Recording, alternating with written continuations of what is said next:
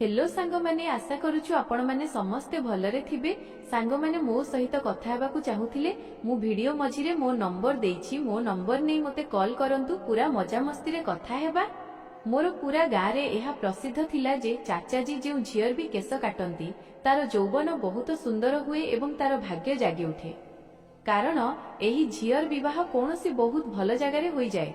सेथिपाई लोकमाने खुशी खुशी रे निजर जवान झियो मानंकु चाचाजींको पाखकु नेई आसुथिले, जेपरि सेमानंक झियो मानंक भाग्य बदली जाऊ। हेलो बंधु माने, मो ना रेणु एवं मो एको गारो। मोर एही कहानी आपणक रूम टांकुरी देबो कि किपरि मो चाचाजी गाँर झियो मानंक केस काटिबा नारे अधराती को सेमानंक सह छात उपरकु जाउथिले। जेतेबेले सत्य खोली मो सामनाकु आसिला तेबे मो आत्मा कांपी गला, कारण सत्य सेठू कहीं बहुत अधिक भयंकर थिला, जहा सफा नजर आसुथिला। मु धीरे धीरे दबिला पादरे सीढ़ी चढ़ुथिली। रातिर अंधार बढ़िबारे लागिथिला। केवल छातरू एक मिंजी मिंजी आलोक नजर आसुथिला। आजिर रातिरे मते सुजोग मिली जाइथिला कि मु मोर एही जिज्ञासा को दूर करि परिबि एवं एहा जानि परिबि कि शेषरे चाचाजी अधराती को छात उपरे कोन करंती। प्रतिथर चाचाजींको पहरा एते शक्त होई रहुथिला कि मु चाहिकी भी सीढ़ी आड़कू जाई पारु नथिली, एवं केबे केबे तो मते चाचीजींको उपरे आश्चर्य हेउथिला कि किपरि से चाचाजींको कोनोसी भी कुमारी झियो सह रातिर निछाटियारे एकुटिया छाड़ी पारंती।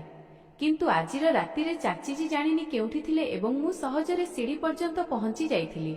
मो चाचाजी किछि समय पूर्वरु ही गाँर नुआ साबालिका हेउथिबा झियो सिंपीकु नेई छात उपरकु चली जाइथिले एवं एबे से पूरा 2 घंटा पूर्वरु तळकु आसीबाकु नथिले। एही 2 घंटारे चाचाजी झियो सह कौन करंती एवं छात उपरे कौन कर हुए एसबु जानिबार मोर जिज्ञासा थिला। कहिबाकु तो मो चाचाजी पेशारे जणे भंडारी थिले, किंतु तांको काम एवं काम करिवार उपाय मो पई बहुत ही आश्चर्य करदेला भଳି थिला। एवं आजिर रातिरे मोते एहा जानिकी रहिबार थिला कि आखिर चाचाजी केवल साबालिका हेउथिबा झियो मानकर ही केस काहींकी काटंती एवं से पुणी अधरातिरे छात उपरे एकुटियारे ना चाचीजी केबे निजे छात को जाआंती ना झियर घर लोकंक मध्यरु काहाकु साथिरे जीवाकु दिया जाए।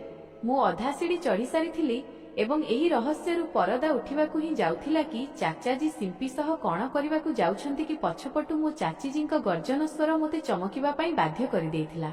सबुबेले डरी सहमिकी एवं धीरे स्वर रे कथा हेउथिबा चाचीजी प्रथम थर मु एमिति स्वर सुनिथिली जेउथिरे मो जीवन बाहरी जाइथिला। जेमिति ही मु बुली करी देखिली तो से मो मुंड उपरे पहुंची जाइथिले एवं मो हाथ धरी रागरे मोते टाणी करी तळकु नेई आसीथिले।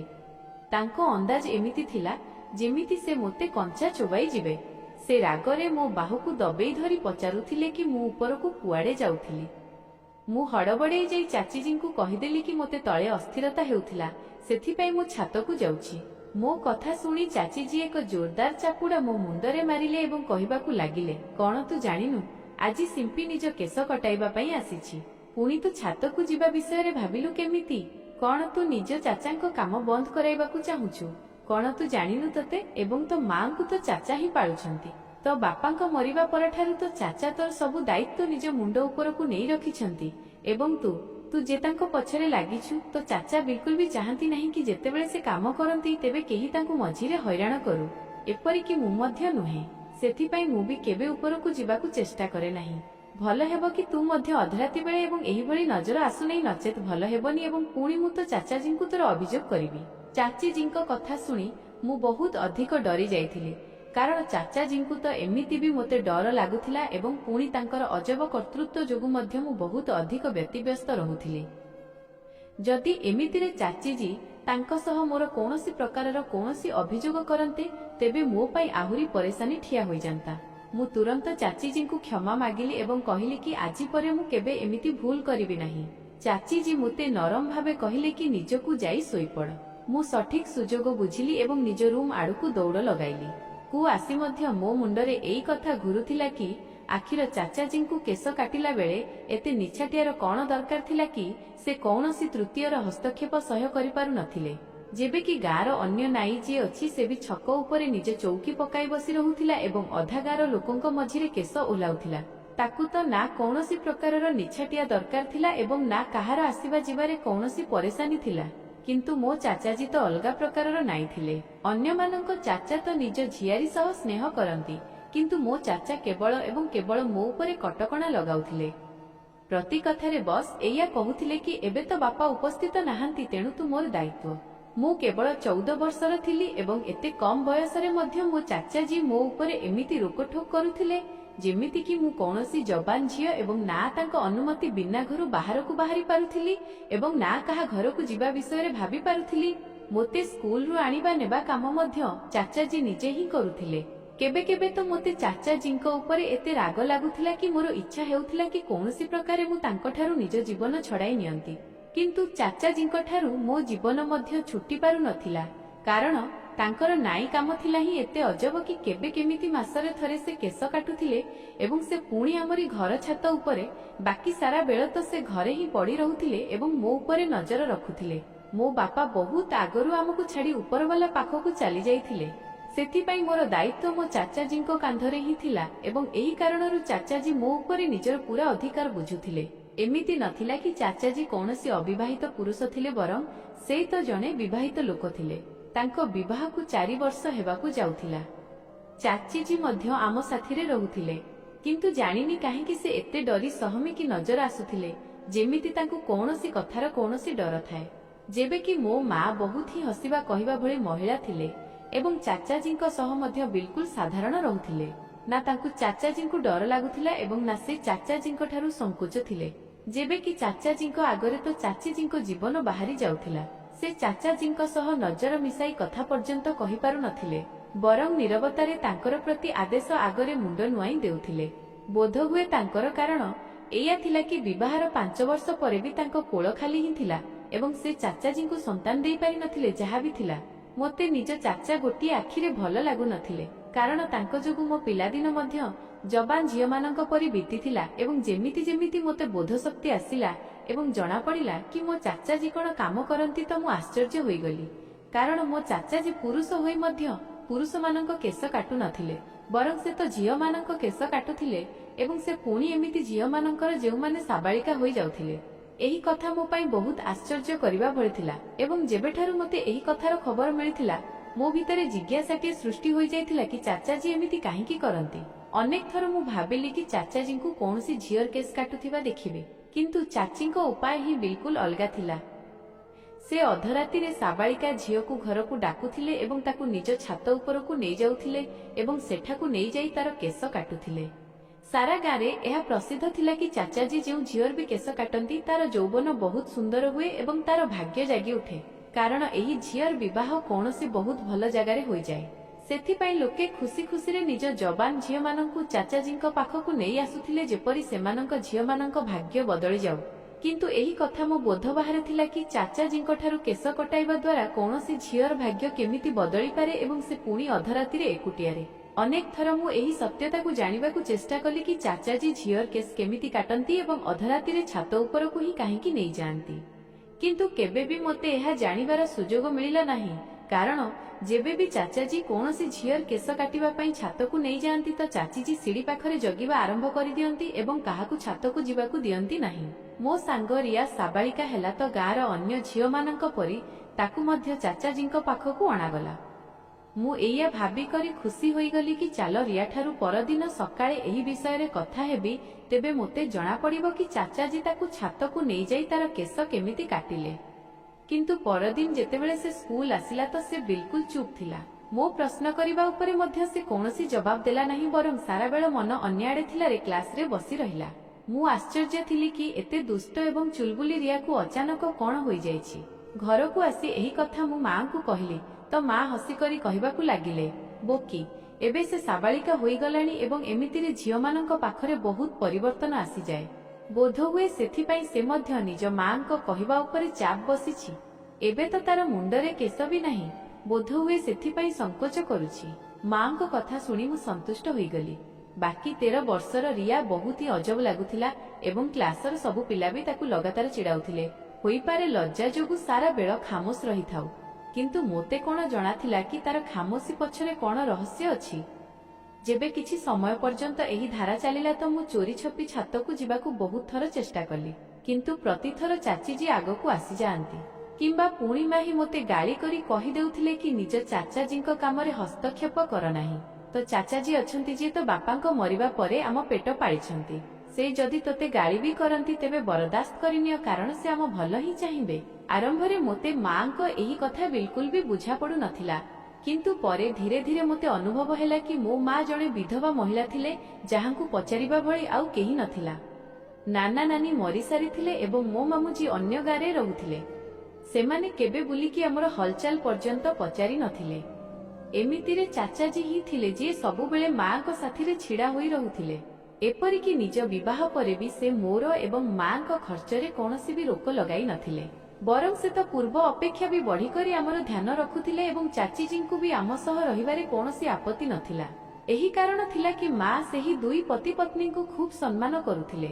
ସାରା ଗାଁ ଲୋକ ବି ଚାଚାଜୀଙ୍କୁ ବହୁତ ଇଜ୍ଜତ କରୁଥିଲେ, କାରଣ ଚାଚାଜୀ ବହୁତ ହିଁ ନରମ ସ୍ୱଭାବର ଲୋକ ଥିଲେ।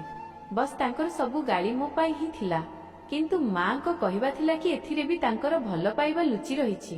ସେ ନିଜେ ନିଃସନ୍ତାନ ଅଛନ୍ତି, ସେଥିପାଇଁ ସେ ଔଲାଦର କମିକୁ ମୋ ଦ୍ୱାରା ପୂରା କରିବାକୁ ଚାହାନ୍ତି। ଯେବେ ମୁଁ ଏହି କଥା ଭାବିଲି ତ ମୋତେ ବି ଏହି କଥା ସତ ଲାଗିଲା କି ଯଦି ଚାଚାଜୀଙ୍କ ସାହାରା ଆମ ସହ ନଥାନ୍ତା ତ ବୋଧହୁଏ ଆମେ ଦୁଇ ମା ଝିଅ ଆଜି ଏହି ଗାଁରେ ବେସାହାରା ଏବଂ ଦୟନୀୟ ଜୀବନ ବିତାଉଥାନ୍ତୁ। ଯେଉଁଭଳି ମୁଁ ଚାଚିଜୀଙ୍କୁ କଥା ଦେଇଥିଲି କି ମୁଁ କେବେ ପୁଣି ଥରେ ଚାଚାଜୀଙ୍କ କାମରେ ହସ୍ତକ୍ଷେପ କରିବିନି, ସେହି ରାତି ପରେ ମୁଁ କେବେ ଛାତକୁ ଯିବା ବିଷୟରେ ଭାବିଲି ବି ନାହିଁ। ମୁଁ ଡରି ଯାଇଥିଲି କି ଯଦି ଚାଚିଜୀ ଚାଚାଜୀଙ୍କୁ ମୋର ଅଭିଯୋଗ କରିଦିଅନ୍ତେ ତେବେ ମୁଁ ଏବଂ ମୋ ମା କୁଆଡେ ଯାଉଥାନ୍ତୁ। ଚାଚାଜୀଙ୍କ କାମ ପୂର୍ବ ପରି ହିଁ ଚାଲୁଥିଲା। କେବେ ମାସକରେ ତ କେବେ 1.5 ମାସରେ କୌଣସି ନା କୌଣସି ଝିଅ ସାବାଳିକା ହୋଇ ଆମ ଘରକୁ ଆସୁଥିଲା ଏବଂ ଚାଚାଜୀଙ୍କ ସହ ଚାପୁପର ଛାତକୁ ଚାଲି ଯାଉଥିଲା। ଚାଚିଜୀ ସିଡ଼ି ପାଖାପାଖି ହିଁ ରହୁଥିଲେ ଏବଂ 2 ଘଣ୍ଟା ପରେ ଯେତେବେଳେ ସେହି ଝିଅ ଛାତରୁ ଓହ୍ଲାଇ କରି ଫେରି ତଳକୁ ଆସୁଥିଲା ତ ଚାଚାଜୀ ତାଙ୍କର ବହୁତ ସମୟ ପରେ ହିଁ ତଳକୁ ଆସୁଥିଲେ ଏବଂ ତାଙ୍କ ଅବସ୍ଥା ବହୁତ ଅଜବ ନଜର ଆସୁଥିଲା। ଏବଂ ଏହି କଥା ବିଷୟରେ ମଧ୍ୟ ମୋତେ ସେହି ସମୟରେ ଜଣାପଡ଼ିଲା ଯେବେ ଏକ ରାତିରେ ମୁଁ ମାଠିଆରୁ ପାଣି ପିଇବା ପାଇଁ ଅଗଣାକୁ ଆସିଲି ଏବଂ ଚାଚାଜୀଙ୍କୁ ସିଡ଼ି ଓହ୍ଲାଉଥିବାର ଦେଖିଲି।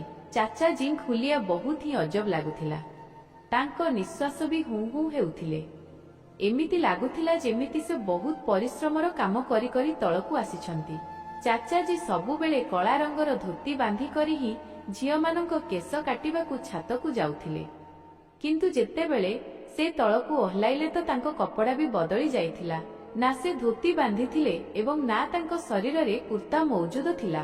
ସେ ବହୁତ ହୋଁ ହୋଁ ହୋଇ ସିଡ଼ି ଓହ୍ଲାଉଥିଲେ, ଯେମିତି ବହୁତ ହିଁ ଅଧିକ ଥକି ଯାଇଛନ୍ତି ଏବଂ ତାଙ୍କ ପାଇଁ ଚାଲିବା ହିଁ କଷ୍ଟକର ହେଉଥିଲା। ଏବଂ ପୁଣି ମୋତେ ମନେ ପଡ଼ିଲା କି ଯେବେ ବି ଚାଚାଜୀ କୌଣସି ଝିଅର କେସ୍ କାଟୁଥିଲେ ତ ପୁରା ଦିନରେ ବନ୍ଦ ରହୁଥିଲେ ଏବଂ ଚାଚିଜୀଙ୍କୁ ମଧ୍ୟକୁ ଯିବାର ଅନୁମତି ନଥିଲା। ଶେଷରେ 2 ଘଣ୍ଟା କେଶ କାଟିବା ପରେ ଚାଚା ଏତେ ବି କେମିତି ଥକି ଯାଉଥିଲେ କି ସାରା ଦିନରୁ ବାହାରୁ ନଥିଲେ ଏବଂ ପୁଣି ସେହି ସମୟରେ ତ ତାଙ୍କୁ ଚାଲୁଥିବାର ଦେଖି ମୋତେ ଏମିତି ଲାଗୁଥିଲା ଯେମିତି ସେ କ୍ଷେତରେ ହଳ ଚଳାଇକି ଆସୁଛନ୍ତି। ଚାଚାଜୀଙ୍କୁ ଦେଖିବା ମାତ୍ରେ ମୁଁ ଲୁଚି ଯାଇଥିଲି ଏବଂ ଚାଚାଜୀ ନିଜକୁ ଚାଲିଗଲେ। ସବୁବେଳ ପରି ପରଦିନ ଚାଚିରୁ ବାହାରକୁ ବାହାରିଲେ ଏବଂ ଚାଚାଜୀ ରୁମ୍ ବନ୍ଦ କରି ଶୋଇଥିଲେ। ମୋ ସ୍କୁଲ ଛୁଟି ଥିଲା, ସେଥିପାଇଁ ତାଙ୍କୁ ମୋର ବି ଚିନ୍ତା ନଥିଲା ଏବଂ ମା ବିଗାରେ କାହାର ଦେହ ପଚାରିବା ପାଇଁ ଯାଇଥିଲେ କି ତେବେ ମୁଁ କୌଣସି କାମରେ ବାହାର ରୋଷେଇ ଘରକୁ ଆସିଲି ତ ମୁଁ ଚାଚିଜୀଙ୍କୁ ଓଢ଼ଣୀରେ ଲୁଚିକରି କାନ୍ଦୁଥିବା ଦେଖିଲି। ଏହା ପ୍ରଥମ ଥର ଥିଲା ଯେବେ ମୁଁ ଚାଚିଜୀଙ୍କୁ ଏହିଭଳି କାନ୍ଦୁଥିବାର ଦେଖିଥିଲି। ମୁଁ ତୁରନ୍ତ ଦୌଡ଼ିକରି ଚାଚିଜୀଙ୍କ ପାଖକୁ ଗଲି ଏବଂ ପଚାରିଲି, କ'ଣ ହୋଇଛି ଚାଚିଜୀ, ଆପଣ କାହିଁକି କାନ୍ଦୁଛନ୍ତି? ମୋ କଥା ଶୁଣି ଚାଚିଜୀ ଜଲଦିରେ ନିଜ ଲୁହକୁ ଓଢ଼ଣୀ ପଣତରେ ପୋଛିଦେଲେ ଏବଂ କହିବାକୁ ଲାଗିଲେ, ନାହିଁ ପାଗଳୀ, ମୁଁ କେଉଁଠି କାନ୍ଦୁଛି? ତୁ କହ, ତୋତେ କ'ଣ ଦରକାର? ମୁଁ ଭଲ ଭାବେ ଜାଣିଥିଲି କି ଚାଚିଜୀ କାନ୍ଦୁଥିଲେ ଏବଂ ଏହି କଥା ମୋତେ ନାହିଁ କେବଳ ଦୁଃଖିତ କରିଦେଇଥିଲା, ବରଂ ମୁଁ ବହୁତ ଅଧିକ ପରେଶାନ ମଧ୍ୟ ହୋଇଯାଇଥିଲି କି ଏମିତି କେଉଁ କଥା ଯାହା ଯୋଗୁଁ ଚାଚାଜୀଙ୍କ ଠାରୁ ଲୁଚି ଲୁଚି କାନ୍ଦିବାକୁ ପଡୁଛି। ମୋତେ ଚାଚାଜୀଙ୍କ ପ୍ରତି ଆହୁରି ଘୃଣାର ଅନୁଭବ ହେଉଥିଲା କି ବୋଧହୁଏ ଏହି ଚାଚାଜୀ ହିଁ ଥିଲେ ଯାହାଙ୍କ ଯୋଗୁଁ ଚାଚୀ ବି ଲୁଚି ଲୁଚି କାନ୍ଦୁଥିଲେ। ସେହି ଦିନ ପରଠାରୁ ମୁଁ ଚାଚା ଚାଚିଜୀଙ୍କ ଉପରେ ନଜର ରଖିବାକୁ ଲାଗିଲି। ଯେବେ ବି ଚାଚାଜୀ କୌଣସି ଝିଅର କେଶ କାଟି ସିଡ଼ି ଓହ୍ଲାଇ ତଳକୁ ଆସୁଥିଲେ ତ ତାଙ୍କ ମୁହଁରେ ଥକାପଣର ପ୍ରଭାବ ସଫା ଦେଖାଯାଉଥିଲା ଏବଂ ପରଦିନ ସାରା ବେଳ ମୋ ଚାଚିଜୀ ଲୁଚି ଲୁଚି କାନ୍ଦୁଥିବାର ନଜର ଆସୁଥିଲେ। ଏବଂ ପୁଣି ମୋ ଜୀବନରେ ବି ସେହି ଦିନ ଆସିଗଲା ଯେବେ ମୁଁ ସାବାଳିକା ହୋଇଗଲି। ସେହିଦିନ ମୋ ମା ମୋ ମଥା ଚୁମିଲେ ଏବଂ କହିବାକୁ ଲାଗିଲେ, ମୁଁ ଚାହୁଁଛି ଗାଁର ସବୁ ଝିଅମାନଙ୍କ ପରି ତ ଚାଚାଙ୍କ ହାତରେ ତୋର ଭାଗ୍ୟ ବି ଚମକି ଯାଉ। ମାଙ୍କ କଥା ଶୁଣୁ ଶୁଣୁ ମୋ ଜୀବନ ବାହାରିଗଲା। ଡରିଗଲି କି ଏବେ ମା ମୋତେ ବି କେଶ କଟାଇବା ପାଇଁ ଚାଚାଜୀଙ୍କ ଜିମା କରିବାକୁ ଯାଉଛନ୍ତି। 14 ବର୍ଷର ବୟସରେ ଗଞ୍ଜି ହେବା ମୋ ପାଇଁ ବହୁତ ହିଁ ଲାଜର କଥା ଥିଲା। ମୁଁ ଏହା ଭାବିକରି ହିଁ ପରେଶାନ ଥିଲି କି ଗାଁର ଅନ୍ୟ ଝିଅମାନଙ୍କ ପରି ମୋତେ ବି ସମସ୍ତଙ୍କ ମଜାକର ଶିକାର ହେବାକୁ ପଡ଼ିବ। ମୁଁ ମାଙ୍କ ଆଗରେ ହାତ ଯୋଡ଼ିଦେଲି ଏବଂ ମାଙ୍କୁ କହିଲି କି ମୁଁ କୌଣସି ବି ଅବସ୍ଥାରେ କେଶ କାଟିବାକୁ ଚାହୁଁନାହିଁ। ମୋ ଜିଦ୍ ଶୁଣି ମା ରାଗିଗଲେ ଏବଂ ଜୋରରେ କହିଲେ, କଣ ତୁ ଜାଣିନୁ କି ତୋ ଚାଚାଙ୍କ ଯୋଗୁଁ କେମିତି ଗାଁ ଝିଅମାନଙ୍କ ଭାଗ୍ୟ ବଦଳି ଯାଉଛି? ଯାହାର କେଶ ବି ଆଜି ପର୍ଯ୍ୟନ୍ତ ତୋ ଚାଚାଜୀ କାଟିଛନ୍ତି, କିଛି ହିଁ ଦିନରେ ତାଙ୍କର ବିବାହ ବହୁତ ଧୁମଧାମରେ ଏବଂ ବହୁତ ହିଁ ଭଲ ଜାଗାରେ ହୋଇଛି। ଏମିତି ହିଁ ତ ଗାଁ ଲୋକେ ନିଜ ଝିଅମାନଙ୍କୁ ତୋ ଚାଚାଜୀଙ୍କ ଜିମା କରିକି ଯାଆନ୍ତିନି। ଯେବେ ସେମାନେ ତୋ ଚାଚାଜୀଙ୍କ ଏହି କାମରୁ ଏତେ ଲାଭ ଉଠାଇ ପାରୁଛନ୍ତି ତ ପୁଣି ଆମେ ଘର ଲୋକ କାହିଁକି ନୁହେଁ? ମୋର ଲକ୍ଷ୍ୟ ମନା କରିବା ପରେ ବି ମା ଚାଚାଜୀଙ୍କୁ ଡାକିଲେ ଏବଂ ଚାଚାଜୀଙ୍କୁ କହିଲେ କି ଆଜିର ରାତିରେ ତୋତେ ନିଜ ଝିଆରୀର କେଶ ଓହ୍ଲାଇବାକୁ ପଡ଼ିବ। ଏହା ଶୁଣି ଚାଚାଜୀଙ୍କ ମୁହଁର ରଙ୍ଗ ଫିକା ପଡ଼ିଗଲା ଏବଂ କହିବାକୁ ଲାଗିଲେ, କଣ ଆମ ରେଣୁ ବି ସାବାଳିକା ହୋଇଗଲାଣି? ମା ମୁସ୍କୁରେଇ ହସିକରି କହିଲେ, ମୁଁ ଏବେ ରେଣୁର ବାରି କି ଆମେ ଏହାର ଧୁମଧାମରେ ବିବାହ କୌଣସି ଭଲ ଜାଗାରେ କରିବା ଏବଂ ଯଦି ଏହାର କେଶରେ ତ ହାତ ଲାଗିଯାଏ ତେବେ ଗାଁର ଅନ୍ୟ ଝିଅମାନଙ୍କ ପରି ଏହାର ବି ଭାଗ୍ୟ ଚମକି ଉଠିବ। ଏଇଆ କହିକରି ମା ମୋତେ ଚାଚାଜୀଙ୍କ ସହ ଛାତ ଉପରକୁ ପଠାଇଦେଲେ। ଛାତକୁ ଯାଉ ଯାଉ ମୁଁ ଚାଚାଜୀଙ୍କୁ ମିନତି କଲି କି ସେ ମୋ କେଶ ନ କାଟନ୍ତୁ, କାରଣ ମୁଁ ଗଞ୍ଜି ନଜର ଆସିବାକୁ ଚାହୁଁନଥିଲି। କିଛି ସମୟ ପରେ ଚାଚାଜୀ ନିଜ ଧୋତି ବାନ୍ଧି ମୋ ଆଗରେ ବସିଲେ। ତାପରେ ଚାଚାଜୀ ମୋ ପାଖକୁ ଆସିଲେ ତ ମୋ ଜୀବନ ବାହାରିଗଲା ଏବଂ ପୁଣି ଯେମିତି ହିଁ ଚାଚାଜୀ ମୋ ମୁଣ୍ଡ ଉପରେ ହାତ ରଖିଲେ ତ ମୋ ଆଖିରୁ ଲୁହ ବୋହିବାକୁ ଲାଗିଲା। ଚାଚାଜୀ ମୋତେ ନିଜ ପାଖକୁ ନେଲେ ଏବଂ ଛାତିରେ ଲଗାଇଲେ।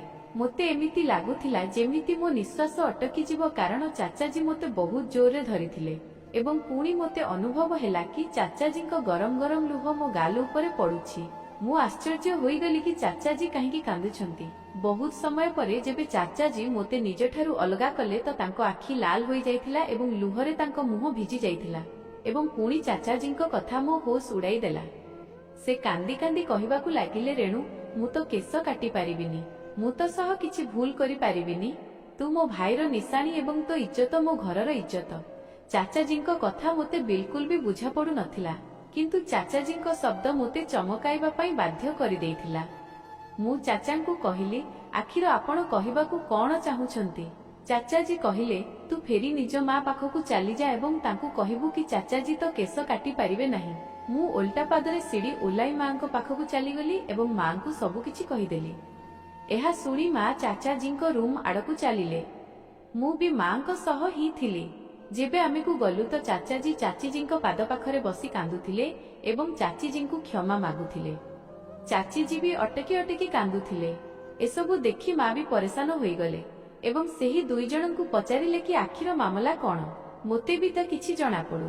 ବହୁତ ସମୟ ଲୁହ ବାହାର କରିବା ପରେ ଚାଚାଜୀ ଏକ ଏମିତି ରହସ୍ୟ ଆମ ସାମ୍ନାରେ ଖୋଲିଲେ ଯାହାକୁ ଶୁଣି ଆମ ଆତ୍ମା ପର୍ଯ୍ୟନ୍ତ କାମ୍ପି ଉଠିଲା।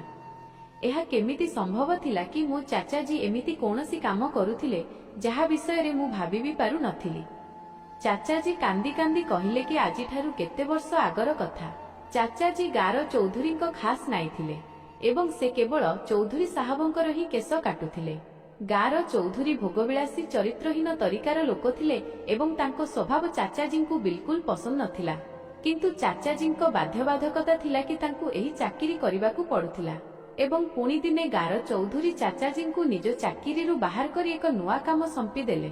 ଗାଁର ଚୌଧୁରୀ ସାରା ଗାଁରେ ଏହି କଥା ପ୍ରସିଦ୍ଧ କରିଦେଲେ କି ଚାଚାଜୀଙ୍କ ହାତରେ ବହୁତ ଯାଦୁ ଅଛି ଏବଂ ସେ ଯାହାର ବି କେଶ କାଟନ୍ତି ତାର ଭାଗ୍ୟ ସଜାଡ଼ି ହୋଇଯାଏ। ଏପରିକି ଗାଁର ଚୌଧୁରୀଙ୍କ ଜମିବାଡ଼ି ବି ଫଳିବା ଫୁଲିବାକୁ ଲାଗିଛି ଏବଂ ଏହା ସେଥିପାଇଁ ହୋଇଛି କାରଣ ଚାଚାଜୀ ତାଙ୍କ କେଶ ଉପରେ ହାତ ଲଗାଉଛନ୍ତି। ସାରା ଗାଁ ଲୋକ ଅଶିକ୍ଷିତ ଏବଂ ସିଧାସାଧା ଲୋକ ଥିଲେ। ତାଙ୍କ ପାଇଁ ତ ଗାଁ ଚୌଧୁରୀଙ୍କ ପ୍ରତି କଥା ହିଁ ସଠିକ ହେଉଥିଲା ଏବଂ ଗାଁ ଚୌଧୁରୀ ଏହି କଥାର ବହୁତ ଅଧିକ ଚର୍ଚ୍ଚା କଲେ ତ ଗାଁ ଲୋକେ ଆଖି ବନ୍ଦ କରି ଏହି କଥା ଉପରେ ବିଶ୍ୱାସ କରିନେଲେ ଏବଂ ପୁଣି ଚୌଧୁରୀ ସାହବ ନିଜ ଖାସ୍ ଚାକର ଜରିଆରେ ଏହି କଥା ବି ଖେଳାଇ ଦେଲେ କି ଯଦି ଚାଚା କୌଣସି ସାବାଳିକା ଝିଅର କେଶ କାଟିବ ତେବେ ତାର ଭାଗ୍ୟ ବଦଳିଯିବ ଏବଂ ତାର ବିବାହ ବହୁତ ଭଲ ଜାଗାରେ ହେବ। ମୋତେ ବୁଝା ପଡୁ ନଥିଲା କି ଚୌଧୁରୀ ସାହବ ଏସବୁ କାହିଁକି କଲେ।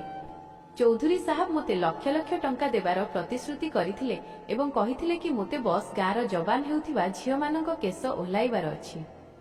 ମୋତେ ଲାଗିଲା କି ଏଥିରେ କୌଣସି ଭୁଲ କଥା ହେବନି ଏବଂ ପୁଣି ଯେବେ ଗାଁ ଲୋକେ ଏହା ଭାବି ମୋ ପାଖକୁ ନିଜ ନୂଆ ଝିଅମାନଙ୍କୁ ମୋ ପାଖକୁ ଆଣିବାକୁ ଲାଗିଲେ ତ ସେମାନଙ୍କ ଭାଗ୍ୟ ବଦଳିବାକୁ ଲାଗିଲା। ତ ମୁଁ ବି ଖୁସି ଖୁସିରେ ରାତିର ଅନ୍ଧାରରେ ସେମାନଙ୍କ କେଶ ଓହ୍ଲାଇ ଦେଉଥିଲି ଏବଂ ବଦଳରେ ଚୌଧୁରୀ ସାହବ ମୋତେ ଟଙ୍କା ଦେଇ ଦେଉଥିଲେ।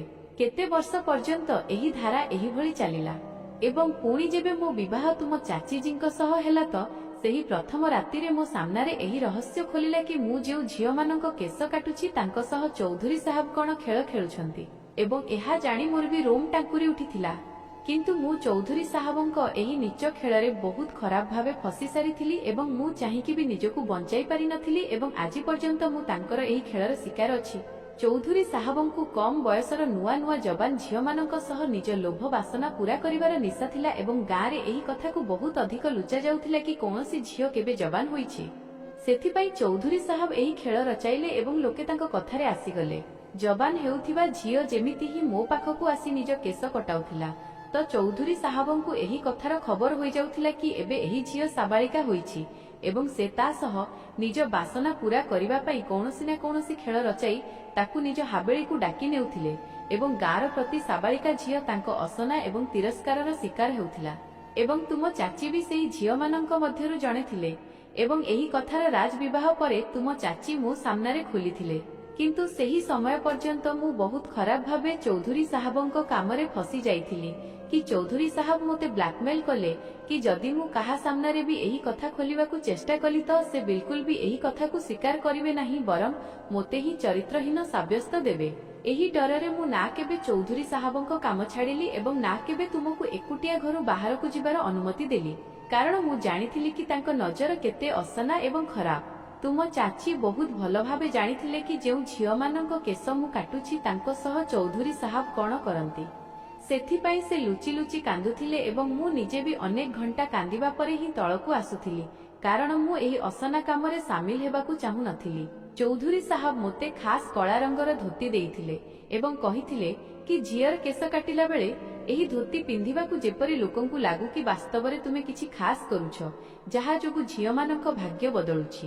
ଚୌଧୁରୀ ସାହବ ଝିଅକୁ ନିଜ ବାସନାର ଶିକାର ବନାଇବାର କିଛି ହିଁ ମାସ ପରେ ତାର ବିବାହ ନିଜ କୌଣସି ନିର୍ଦ୍ଦୋଷ ଚାକର ସହ କରାଇ ଦେଉଥିଲେ ଏବଂ ସେହି ଚାକରକୁ ବହୁତ ସାରା ଟଙ୍କା ବି ଦେଉଥିଲେ। ଏହିଭଳି ସେହି ଝିଅର ଜୀବନ ସଜାଡ଼ି ହୋଇଯାଉଥିଲା। ଚୌଧୁରୀ ସାହବଙ୍କ ପାଖରେ ପଇସାର କୌଣସି କମି ନଥିଲା ସେଥିପାଇଁ ନିଜ ବିଳାସ ଉପରେ ଆଖି ବନ୍ଦ କରି ପଇସା ଉଡାଉଥିଲେ ଏବଂ ମୁଁ ତାଙ୍କ ହାତର କାଠପୁତଳି ବନି ସାରିଥିଲି। କିନ୍ତୁ ମୁଁ ତ କେସ୍ କାଟି ଚୌଧୁରୀ ସାହବଙ୍କୁ ଏହି ଖବର ପହଞ୍ଚାଇବାକୁ ଚାହୁଁନଥିଲି କି ତୁ ବି ଯବାନ ହୋଇସାରିଛୁ କାରଣ ମୁଁ ଜାଣେ କି ଏହିଭଳି ତୁ ବି ତାଙ୍କ ଅତ୍ୟାଚାରରୁ ବଞ୍ଚି ପାରିବୁ ନାହିଁ।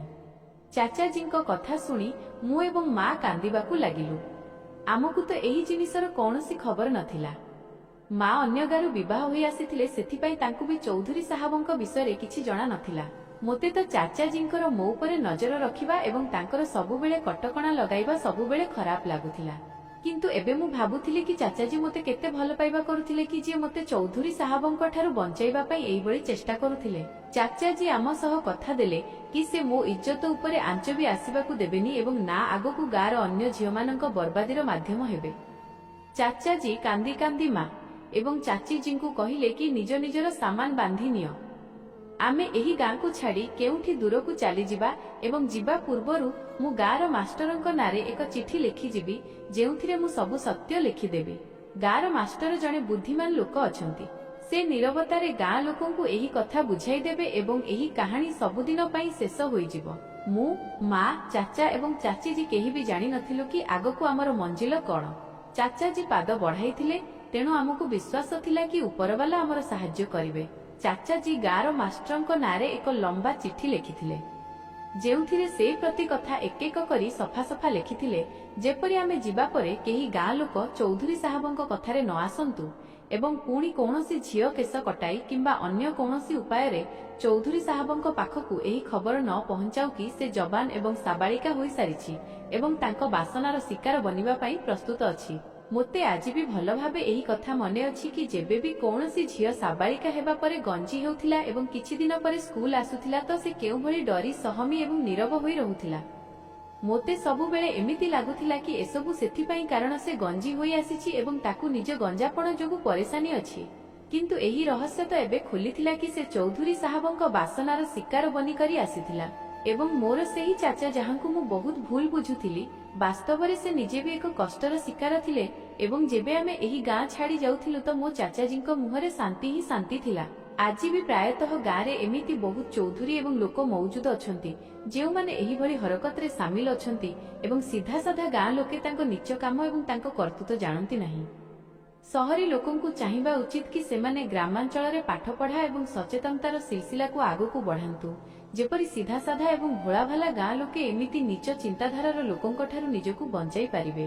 ବନ୍ଧୁଗଣ, ଯଦି ଆପଣଙ୍କୁ ଆମର ଏହି କାହାଣୀ ପସନ୍ଦ ଆସିଥାଏ ତେବେ ଏହାକୁ ଲାଇକ୍ ଏବଂ ବନ୍ଧୁମାନଙ୍କ ମଧ୍ୟରେ ସେୟାର କରନ୍ତୁ। ସାଥିରେ ଚ୍ୟାନେଲକୁ ସବସ୍କ୍ରାଇବ କରନ୍ତୁ। ପୁରା କାହାଣୀ ଶୁଣିବା ପାଇଁ ଆପଣଙ୍କୁ ବହୁତ ବହୁତ ଧନ୍ୟବାଦ।